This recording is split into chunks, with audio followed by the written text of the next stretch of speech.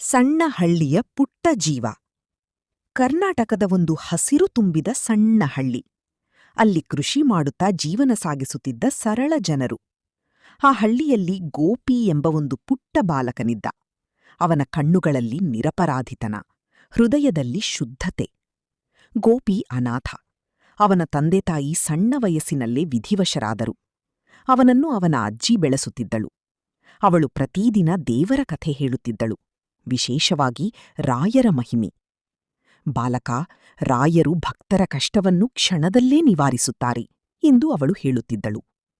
ಅವಳ ಮಾತುಗಳು ಗೋಪಿ ಮನಸ್ಸಿನಲ್ಲಿ ಆಳವಾಗಿ ನೆಲೆಸಿದವು. ಭಕ್ತಿ ಹುಟ್ಟಿದ ಕ್ಷಣ.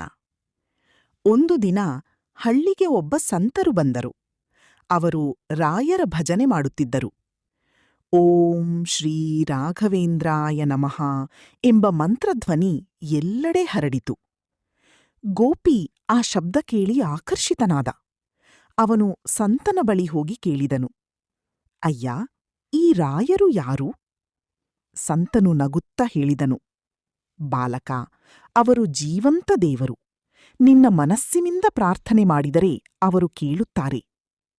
ಆ ದಿನದಿಂದ ಗೋಪಿ ದಿನವೂ ರಾಯರ ಹೆಸರು ಜಪಿಸುತ್ತಿದ್ದನು. ಪರೀಕ್ಷೆಯ ಸಮಯ. ಒಂದು ದಿನ ಗೋಪಿಯ ಅಜ್ಜಿ ತೀವ್ರವಾಗಿ ಅಸ್ವಸ್ಥಳಾದಳು. ಹಳ್ಳಿಯ ವೈದ್ಯರು ಹೇಳಿದರು, ಇವಳಿಗೆ ಹೆಚ್ಚು ದಿನಗಳಿಲ್ಲ. ಗೋಪಿ ದುಃಖದಿಂದ ಅತ್ತನು. ಅವನಿಗೆ ಯಾರೂ ಇರಲಿಲ್ಲ. ಅವನು ನೆನಪಿಸಿಕೊಂಡನು, ರಾಯರು ಭಕ್ತರನ್ನು ಬಿಡೋದಿಲ್ಲ.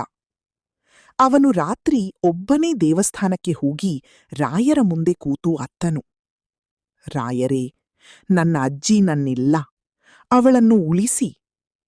ಅವನ ಕಣ್ಣೀರು ನೆಲಕ್ಕೆ ಬೀಳುತ್ತಿತ್ತು, ಆದರೆ ಅವನ ಭಕ್ತಿ ಅಲುಗಾಡಲಿಲ್ಲ. ಅದ್ಭುತ ಘಟನೆ. ಆ ರಾತ್ರಿ ಗೋಪಿ ದೇವಸ್ಥಾನದಲ್ಲಿಯೇ ಮಲಗಿಬಿಟ್ಟನು. ಅವನ ಕನಸಿನಲ್ಲಿ ಒಂದು ದಿವ್ಯ ಪ್ರಕಾಶ ಕಂಡುಬಂತು. ಅದರ ಮಧ್ಯದಲ್ಲಿ ಒಬ್ಬ ಯೋಗಿ ಕುಳಿತಿದ್ದನು. ಅವರು ಹೇಳಿದರು, ಬಾಲಕ, ನಿನ್ನ ಭಕ್ತಿ ನನಗೆ ಸಂತೋಷ ತಂದಿದೆ. ಗೋಪಿ ಕೇಳಿದನು, ನೀವು ಯಾರು? ಅವರು ಉತ್ತರಿಸಿದರು, ನಾನು ರಾಘವೇಂದ್ರ, ಭಯಪಡಬೇಡ. ಅವರು ಒಂದು ತುಳಸಿ ಎಲೆ ನೀಡಿ ಹೇಳಿದರು, ಇದನ್ನು ನಿನ್ನ ಅಜ್ಜಿಗೆ ಕೊಡು. ಜೀವ ಮರಳಿ ಬಂದ ಕ್ಷಣ. ಬೆಳಿಗ್ಗೆ ಗೋಪಿ ಎದ್ದು ನೋಡಿದಾಗ ಅವನ ಕೈಯಲ್ಲಿ ನಿಜವಾಗಿಯೂ ತುಳಸಿ ಎಲೆ ಇತ್ತು. ಅವನು ಆಶ್ಚರ್ಯದಿಂದ ಮನೆಗೆ ಓಡಿದನು. ಅಜ್ಜಿ ಅಸ್ವಸ್ಥಳಾಗಿಯೇ ಮಲಗಿದ್ದಳು. ಅವನು ಆ ತುಳಸಿಯನ್ನು ನೀರಿನಲ್ಲಿ ಹಾಕಿ ಅವಳಿಗೆ ಕುಡಿಸಿದನು. ಸ್ವಲ್ಪ ಸಮಯದಲ್ಲಿ ಅವಳ ಉಸಿರು ಸರಿಯಾಯಿತು. ಕಣ್ಣು ತೆರೆದಳು. ಗೋಪಿ ಎಂದು ಅವಳು ಕರೆಯಿತು. ಹಳ್ಳಿ ಜನರು ಈ ಅದ್ಭುತ ನೋಡಿ ಬೆರಗಾದರು. ರಾಯರ ಮಹಿಮೆ ಹರಡಿತು. ಈ ಘಟನೆ ಹಳ್ಳಿಯೆಲ್ಲ ಹರಡಿತು. ಎಲ್ಲರೂ ಹೇಳಿದರು, ಇದು ರಾಯರ ಕೃಪೆ. ಗೋಪಿ ಇನ್ನಷ್ಟು ಭಕ್ತನಾದನು. ಅವನು ಪ್ರತಿದಿನ ರಾಯರ ಪೂಜೆ ಮಾಡುತ್ತಿದ್ದನು, ಭಜನೆ ಹಾಡುತ್ತಿದ್ದನು, ಬಡವರಿಗೆ ಸಹಾಯ ಮಾಡುತ್ತಿದ್ದನು. ಅವನ ಜೀವನವೇ ಭಕ್ತಿ ಮಾರ್ಗವಾಯಿತು. ಅಂತಿಮ ಸಂದೇಶ. ವರ್ಷಗಳು ಕಳೆದವು. ಗೋಪಿ ದೊಡ್ಡವನಾದನು. ಆದರೂ ಅವನ ಹೃದಯದಲ್ಲಿ ಅದೇ ಭಕ್ತಿ. ಒಂದು ದಿನ ಅವನು ಮಕ್ಕಳಿಗೆ ಹೇಳುತ್ತಿದ್ದನು, ನಾವು ದೇವರನ್ನು ದೊಡ್ಡ ದೇವಸ್ಥಾನಗಳಲ್ಲಿ ಹುಡುಕಬೇಕಿಲ್ಲ, ನಮ್ಮ ಹೃದಯದಲ್ಲೇ ಇದ್ದಾನೆ.